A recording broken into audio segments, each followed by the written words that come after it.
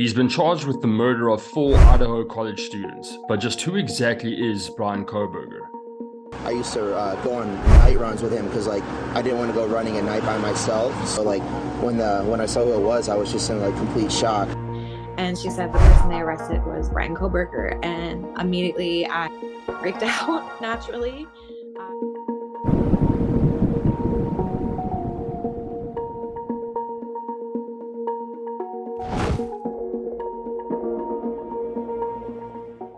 The murder investigation of 4 University of Idaho college students. Police say they have arrested a suspect. 28-year-old Bryan Kohberger was arrested in northeastern Pennsylvania. In the early hours of November 13, 2022, 4 University of Idaho students were fatally stabbed in their off-campus residence in Moscow, Idaho. On December 30th, 28-year-old Bryan Christopher Kohberger was arrested in Monroe County, Pennsylvania on 4 counts of murder in the first degree and felony burglary. But who exactly is the suspected killer, Bryan Kohberger, and what is his background? It turns out he is a 28-year-old PhD student who was studying criminal justice and criminology at Washington State University. Kohberger lived by the university in Pullman, which is about a 9-mile drive from Moscow and the University of Idaho. Washington State University has listed Kohberger as an assistant instructor to 3 undergraduate criminal justice courses.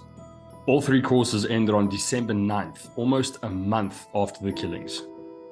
Kohberger is originally from Albrightville in the Pocono Mountains near Chestnut Hill Township in northeast Pennsylvania. And he graduated from Northampton Community College in 2018 with an associate degree in psychology.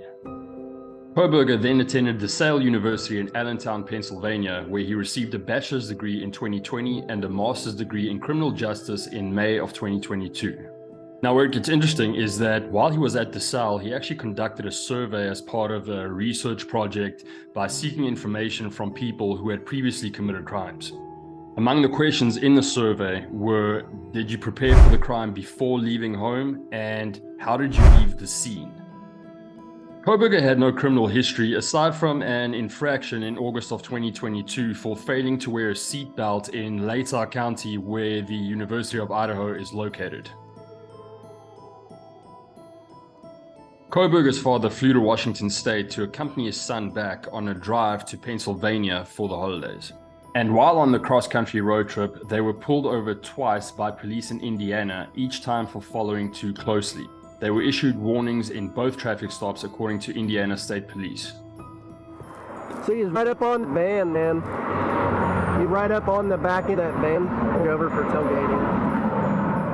But what do those that know Bryan Kohberger have to say about him?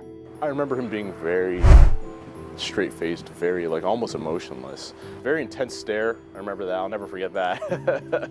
According to one of his classmates, Kohberger was gregarious and outgoing, and he was a little more eager than others in presenting himself to people. The classmate also goes on to say that Kohberger would sit front and center in class and participate in every discussion, except for when a discussion about the Moscow homicides came up. According to other students, Kohberger wasn't a big fan of the LGBTQ community, and in one instance he got visibly upset when a colleague hung a pride flag on their office door. A former high school classmate of Kohberger also came forward and stated that Kohberger was overweight as a teenager and that he used to get bullied by girls at the school. He was definitely heavier set, and that caused issues in school. One of Kohberger's students at Washington State also basically said that he was unapproachable as a teaching assistant and that he would grade extremely harshly, but that he became more lenient after November 13th, once the murders had already taken place.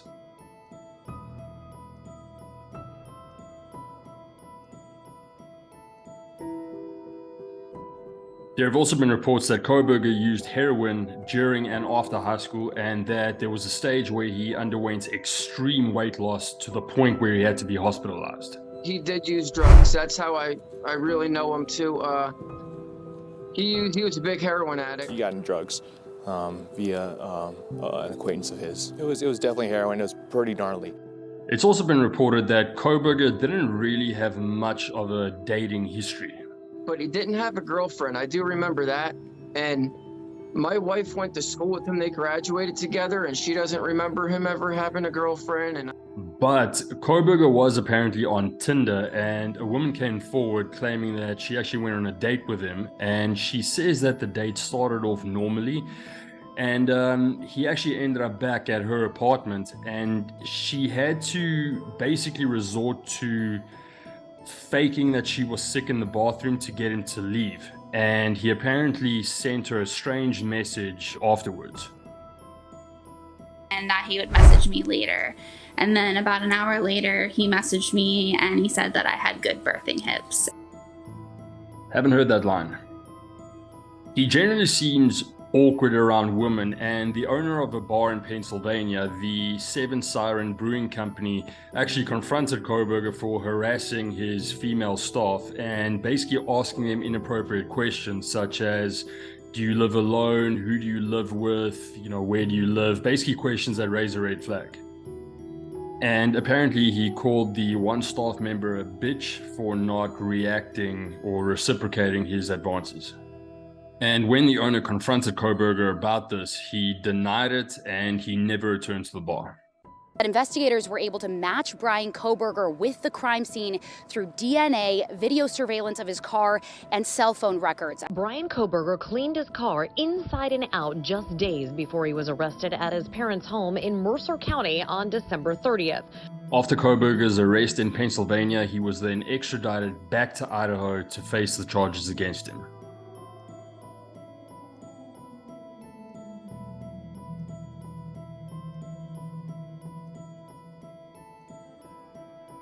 Interestingly enough, Pennsylvania public defender Jason Labar actually stated that Kohberger was initially shocked by all the accusations against him, and he actually waived his right to an extradition hearing because he looks forward to being exonerated of pretty much everything that he's being accused of.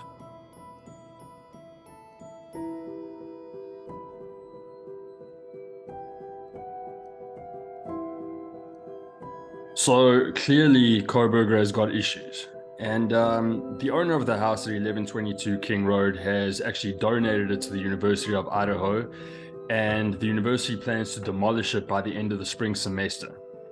The school now announcing the house where the killings took place will be torn down.